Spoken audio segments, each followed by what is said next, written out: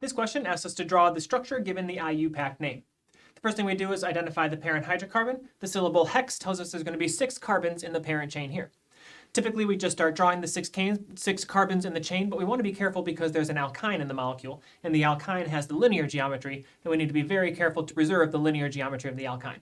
So the 1 tells me that the alkyne is at carbon 1, so for between carbon 1 and carbon 2, we have the alkyne. Off of carbon 2, then we have 3, 4, 5, and 6. We can go ahead and add carbon numbers to help us identify those 6 carbons. On carbon 5, we have an alkene, so between carbon 5 and 6, we can add an alkene. And on carbon 3, we have a methyl group. So we have a methyl group. I'll put in the CH3 here, but I'm going to avoid drawing the bond to the methyl group because it is a stereocenter. It's an S stereocenter. So we need to make sure we get the right wedge and dash notation for the methyl group. If we look at the priorities of the groups on this molecule, the alkyne would be priority number 1, the rest of the carbon chain would be priority number 2, and the methyl group would be priority number 3. The hydrogen would be priority number 4.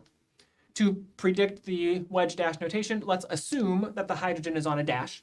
We'll just pick that randomly. It also helps because it makes the assigning of RNS easier. If the hydrogen is on a dash, then we can draw a circle from 1 to 2 to 3. That circle would be counterclockwise. Counterclockwise would be S. We do want our stereocenter to be S, so that means the hydrogen is on a dash, which means the methyl group then is on a wedged bond in this molecule. This would be S3-methyl hex 5-ene 1-ine.